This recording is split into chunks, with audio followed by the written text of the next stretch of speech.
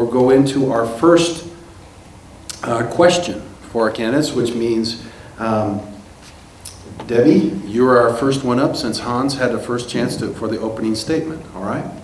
The question is this: as a city council member, you will face many difficult decisions that can both impact your neighbors for good or bad, depending upon one's perspective. Take us through the process of how you will determine which way you might vote on a particular issue. Thank you for the question. I would approach each opportunity to vote on something by doing a lot of research. And this means I would do all the due diligence required. I would read everything. I would entertain any sort of input from neighbors and any of the business people it would affect. And I think what you have to do is get the input. You have to study and make sure you've asked all the right questions. And then you may have to make some decisions that not everyone's happy with. But I think at the end of the day, you've got to be able to articulate why you made the decisions you did, weighing the pros and cons. And so to me, it's a matter of research, talking to people, communication, and then I would really take it seriously. I would ponder, pray, and then try to make the very best decision I could, and then be able to articulate why I decided the way I did. So that's how I would respond to any sort of vote that I would have to take. Thank you. Sam?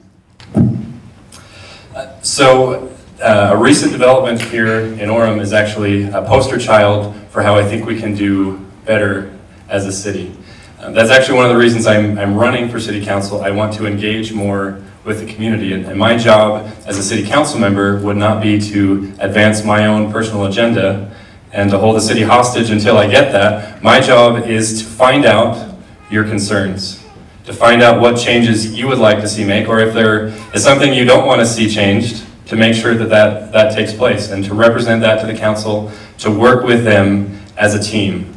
I don't see this as an individual sport. I see serving on the city council as a team sport, and we need to make sure that we're committed to common goals, and it's important that we have different perspectives and different ideas, and we're going to talk to different people along the way. I'm going to use the Jive office tower that's being built along 1200 West. That was an example of how this can go horribly wrong, because too many of the neighbors and the residents were concerned that this was being thrust upon them without having an opportunity to voice their concerns, to understand exactly what was being proposed. And I don't think that is going to change simply by sending a mailer out to the people that live within 300 feet or 500 feet of where that is going to go in place. If there's one thing I've learned while campaigning, you need to knock on the doors. You need to make the phone calls. You need to work with people on a personal basis, because if you can understand what their concerns are on a personal level, it gives you an opportunity to work at that together, as opposed to trying to convince them, this is the way we're going to do it, and this is the way it's going to be. Orem is growing. I'm not running away from that, but we can't do it in a way where we're throwing away everything that makes Orem great. We need to plan as a team. Thank you. Thank you. Claude? Well, I think it's obvious that we've got to do the research. It's obvious that we've got to do the listening. There's no question about those things. Where we get into a problem is that sometimes we make decisions that are not principled. Again, you have to understand that government is force. I mean, government, when we make a decision on the city council, we're going to force people to do what we say. And so we have to be extremely careful, and there come times when you need to say, do we really want to force people to do this?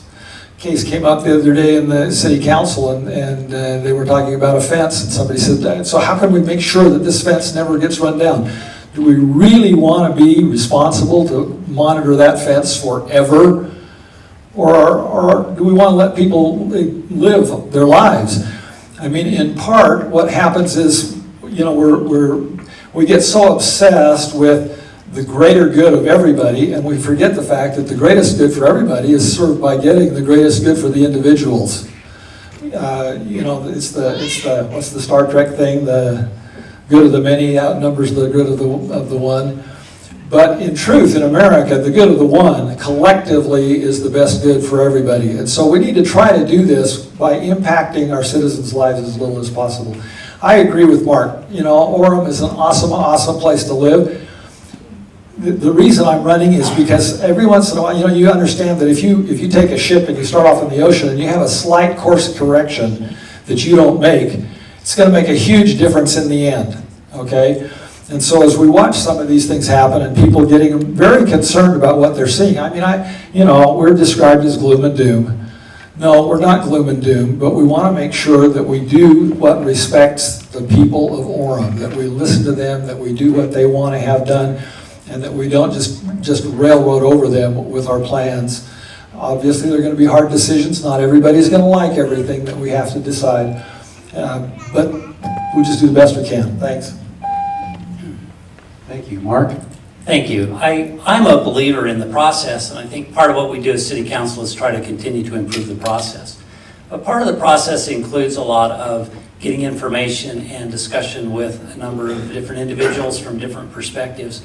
But what I really like about the process is that our form of government is based on a council and a mayor standpoint. No one individual makes that decision. That we as a council, as we sit down, as we discuss, as we receive public input from a number of different individuals, as we look at the details, as we look at the studies, as we try to make the decision, it's based on we as a council being able to come to a majority agreement. I think that gives us a fair amount of safety in terms of how councils work.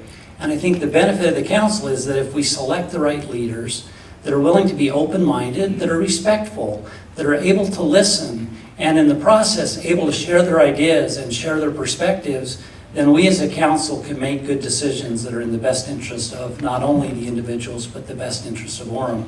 Clearly there are going to be challenges where not everyone agrees. Wouldn't it be nice to be on the city council and have everybody in the room agree with the decision? It just doesn't happen. And part of the challenge is that some of the needs of the individuals conflict needs of other individuals, or some of the needs of businesses, or some of the needs of different entities in the city have specific needs and requirements that they're trying to be successful, and the impact of that has an impact on the immediate neighborhood.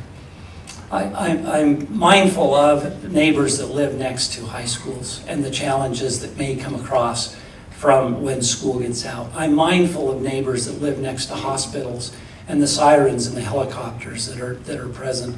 I'm mindful of traffic around lunch hour.